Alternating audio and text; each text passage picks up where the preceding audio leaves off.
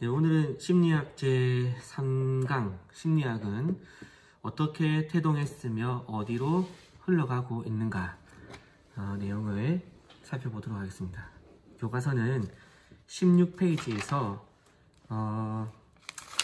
21페이지까지인데 이거를 다 하면 조금 분량이 많기 때문에 16페이지에서 18페이지, 19페이지 첫 번째 문단까지 좀 자르고 그 다음에 이어서 하는 것으로 하겠습니다. 그래서 오늘은 심리학의 태동에 대해서 조금 살펴보고 그 다음에 심리학의 총 5가지 분과 중에서 성주의 심리학, 기능주의 심리학, 행동주의 심리학 여기까지 살펴볼 건데요. 과학으로서 심리학의 태동은 100년 역사밖에 되지 않지만 사실 마음에 대한 인간의 관심은 인류 역사만큼 깁니다. 19세기 말에 괄목할 만한 발전을 이루었던 핵물리학과 화학 덕분에 사람들은 자연세계의 물리적 사상과 마찬가지로 마음도 객관적인 연구와 이해가 가능하다는 태도를 가지게 되었어요. 다시 말하면 화학자나 물리학자가 자연세계를 이해하기 위해서 과학적 방법을 사용하듯이 정신세계를 이해하는데도 정신세계를 이해하는데 자연과학을 이해하는 방식을 사용할 수 있다 이렇게 생각했다는 것입니다. 역사적으로 철학자들은 인간의 지식과 존재의 본질을 추구했어요. 어떻게 해서 물리적 자극이 유발한 신체 감각이 외부 세계에 대한 정신적인 인식으로 바뀌게 되는가? 한 대 맞으면 기분 나쁘죠? 이걸 연구했다는 것입니다. 사람들은 자신의 행동을 자유의지로 선택하는가? 우리가 하는 행동이 내가 정말 결정한 것이냐 아니면 내 안에 그렇게 행동하게 만드는 그런 조종자가 있느냐 이런 거를 고민했다는 것입니다. 인간의 행동들은 발견 가능한 어떤 원인에 따라 결정되는가? 인간의 행동의 원인이 규명할 수 있느냐? 이런 것들을 고민했다는 것이 철학자들이. 이런 주제에 가장 큰 영향을 미친 현대 철학 선구자는 데카르트입니다. 그는 특히 정신과 육체의 관계에 대해 관심이 많았고 정신과 육체는 기본적으로 서로 분리된 실제라고 보는 이원론적 그러니까 두 개가 분리되어 있는 각각 양립해 있는 존재다 이런 견해를 가졌어요. 그는 육체는 물리적 세계의 한 부분으로서 물리적 법칙을 따르고 정신과 관념의 세계와는 단절, 분리, 양립해 있다라고 보았다는 것입니다. 이 데카르트 이후에 수많은 철학자들은 심리학적 주제에 대해 관심을 가지게 됨에 따라 이러한 주제를 해결하는 데 더 좋은 방법들을 요구했는데요. 이전까지만 해도 주로 직관 혹은 논리 이런 것으로 심리학적 주제에 대해서 연구를 해왔습니다. 그러니까 직관과 논리라는 것은 말하자면 이제 오늘로 말하면 뇌피셜로 인간의 심리를 연구했다는 거예요. 그러니까 이제 오늘날에는 뇌피셜이라는 것이 굉장히 비과학적인 것의 대명사로 사용되고 있지만 이전 시대에 특히 고대 사회에서 뇌피셜은 그게 당연히 하는 연구 방법이에요. 왜? 관찰이나 실험이 불가능했고 그런 관찰 과학적 연구 방법이라는 것 자체가 존재하지 않았거든요. 그런 시절에는 모든 학문은 다 뭡니까? 뇌피셜이에요, 뇌피셜. 그러니까 이제 이 관념 속에서 생각 속에서 추론하고 상상하고 또 논리적으로 고민하는 것 이런 것들이 그 당시의 연구 방법이었다는 것입니다. 흔히 철학자들은 자신이 지지하는 가정에 근거를 두고 추론의 과정을 거쳐서 어떤 결론에 도달하는 방법을 택했습니다. 그런데 이런 추론 과정으로는 어떻게 써요? 잘못된 결론에 도달하기 쉽겠죠. 그렇죠. 오늘날 같은 경우에는 이제 그래서 이제 피셜을 우리가 근거가 부족하다 이런 식으로 비판을 하잖아요. 그러니까 이제 자료나 통계나 이런 과학적 관찰이 안 된 것을 나 혼자 생각으로 추론하는 거 이거는 이제 근거가 부족할 수 있겠죠. 예를 들어 마음은 그래서 예전에 모든 사람이 믿었어요. 아리스토텔레스를. 아리스토텔레스가 뭐라고 했냐면 마음은 머리가 아닌 심장에 있다. 마음이 심장에 있다라고 아리스토텔레스가 주장을 했단 말이에요. 누가 그거를 확인할 수 있습니까? 누가 그거를 증명해 줍니까? 옛날에는 그게 당연하게 받아들여졌지만 지금과 같은 생리학 내지는 인체 해부학이 발전된 사회 속에서는 인간의 마음이 심장에 있다. 이거는 받아들여지지 않는 비과학이라고 보여지게 된 것이죠. 심리학적 주제에 대한 철학적 접근에서 간과했던 요소를 그래서 생물학 내지는 생리학이 보충하게 됩니다. 19세기 초 1800년대죠. 유기체의 신경 기능에 대한 관심이 증가함에 따라서 많은 생리학자들은 철학자들이 다루고 있던 영역들을 연구하기 시작했는데요. 특히 감각적인 정보가 감각으로 수집된 정보가 어떻게 정신적인 역할을 일으키는지, 정신적 반응을 일으키게 되는지에 대해서 관심을 기울이게 됩니다. 왜 맞으면 화가 나나? 맞으면 화나지. 이게 아니라 맞으면 어떻게 해서 화가 나게 되는가? 그리고 어떤 사람은 왜 맞아도 화가 안 나나? 이런 거를 연구했다는 거예요. 그리고 이것을 무엇으로? 단순히 추론으로 하는 게 아니라 맞으면 기분 나쁘니까 나쁜 거야. 이렇게 한 것이 아니라 어떤 감각을 느꼈을 때 사람이 뇌에 어떤 화학적 반응을 일으키는가. 이런 게 이제 생리학자들 뇌해부학 그리고 신경 측정 이런 것들을 통해서 과학적으로 연구하기 시작했다는 것입니다.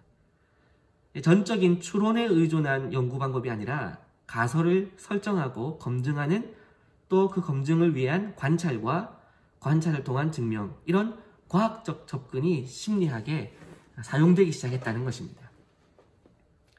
예를 들어서 전쟁에서 머리를 다친 병사들이 특정한 행동 이상을 보이는 것을 관찰하면서 뇌의 신경 과정이 마음과 행동에 깊은 연관이 있다는 것을 증명하게 되었다. 이런 것입니다. 이게 1800년대에 시작된 학문입니다. 심리학적 의문점을 해결하기 위해서 생리학자들이 과학적 접근을 시도한 결과 19세기 중반까지 상당한 진전이 있었는데요. 예컨대 페히너 같은 학자는 물리적 자극 크기에 따른 정신적 감각의 크기 변화를 측정하고, 그러니까 물리적인 자극이 정신적인 감각에 어떤 영향을 주는지를 측정하고 연구하는 정신물리학의 기초를 마련했다고 합니다. 흥미롭지 않습니까? 페히너의 이론이. 이런 진전으로 말미암아 많은 심리학적인 의문들이 과학적인 방법으로 해결될 수 있다는 믿음을 가지게 됐다는 것입니다. 1870년대 철학자들과 생리학자들은 아까는 1800년대 초반에서 중반까지를 얘기했다면 페히너 같은 경우는 1801년에 태어나서 87년까지 살았죠. 근데 이제 1870년대에 있던 철학자들은 심리학적 주제들을 적극적으로 연구했으나 자신들이 가지고 있는 틀 안에서만 연구를 하고 있었어요. 반면에 독일의 라이프치히 대학의 교수였던 빌헬름 분츠 같은 사람은 심리학을 철학이나 생리학의 하위 영역이 아닌 독립적인 분야로 드디어 연구를 하기 시작합니다. 심리학이라고 하는 학문 분과를 창설했다 이렇게 보는 거죠. 1879년에 분트가 심리학 실험실을 처음으로 설립하게 되는데요. 이 획기적인 사건을 기리기 위해 역사가들은 1879년을 심리학의 원년으로 부르기도 합니다. 분트의 제자인 스탠리 홀은 1892년에 존스 홉킨스 대학에서 미국에서는 최초로 심리학 연구실을 설립하기도 했지요.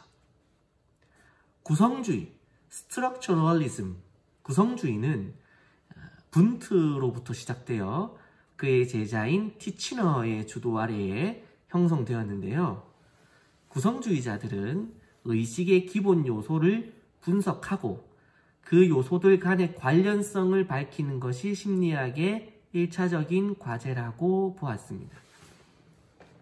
그러니까 인간 심리가 뭐로 구성되어져 있는지 인간 심리의 작은 분자, 입자 이런 것들을 다 나누어서 그런 구성들을 다 밝히고 그리고 그 구성 요소들 간의 관련성을 밝히는 것, 이게 심리학의 답을 찾아내는 것이다 라고 생각했다는 거예요. 그래서 물리학자들이 물질의 기본 요소를 원자, 특히 원자를 양성자, 중성자, 전자로 쪼개어 연구하는 것처럼 인간의 이 정신도 감각, 감정, 심상 이런 의식적인 경험의 기본 요소를 쪼개고 분석하고 연구했다는 겁니다. 이게 이제 구성주의예요. 이 구성주의 심리학자들은 주로 시각, 청각, 촉각에 세 가지의 초점을 두었는데요. 이런 경험의 요소를 밝히기 위해서 구성주의 심리학자들은 주로 내관법, introspection이라는 것을 사용했는데요. 내관법이란 introspection은 일종의 자기관찰법으로서 개인이 자신의 의식적 경험을 체계적으로 관찰하는 방법입니다. 자신의 의식의 흐름을 이제 관찰하는 그런 것이죠. 비록 구성주의가 독립학문으로서 과학적 심리학을 최초로 설립하는 공헌을 했고 심리현상과 의식을 연구 대상으로 삼은 것은 옳은 선택이기는 했지만 그 주된 연구 방법이 내관법을 사용했다는 점이 결국 문제가 됩니다. 내관법을 사용해서 감각에 대한 의식을 분해해본 대부분의 연구자들은 뭐가 문제겠습니까? 각기 다른 의식의 구성 요소들을 보고하여 그 객관적인 일치를 가지지 못했다는 거예요.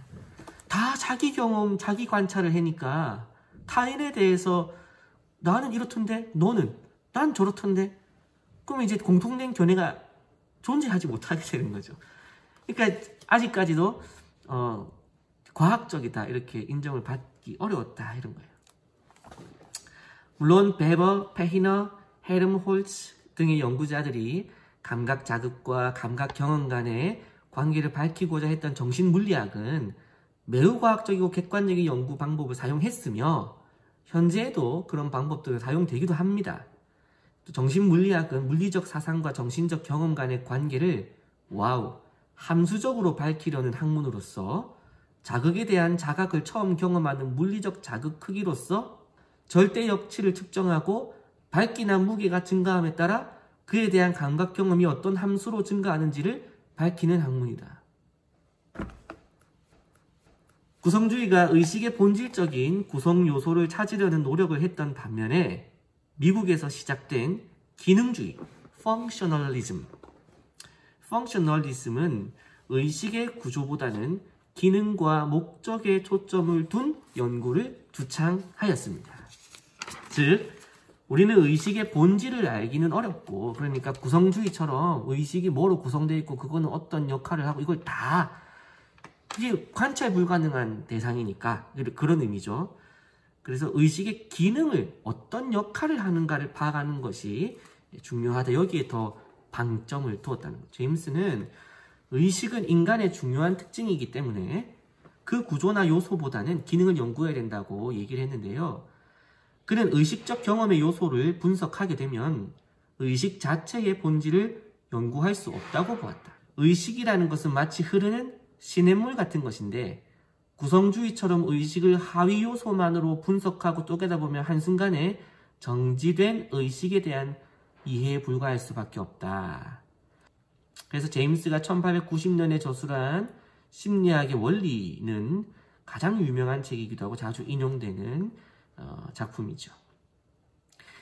구성주의 심리학자들은 실험적인 주제에 관심이 많았던 반면에 기능주의 심리학자들은 사람이 주변의 요구에 어떻게 적응하는가에 더 관심을 기울였습니다. 기능주의 심리학자들은 이런 실용적인 관심 때문에 새로운 주제를 연구하였는데요. 카텔, 듀이 같은 기능주의 심리학자들은 감각, 시각과 같은 주제보다는 지능검사, 성격검사, 아동의 발달, 교육의 효율성 및 성차와 같은 실용적인 주제에 더 관심을 두고 연구를 하였다고 합니다.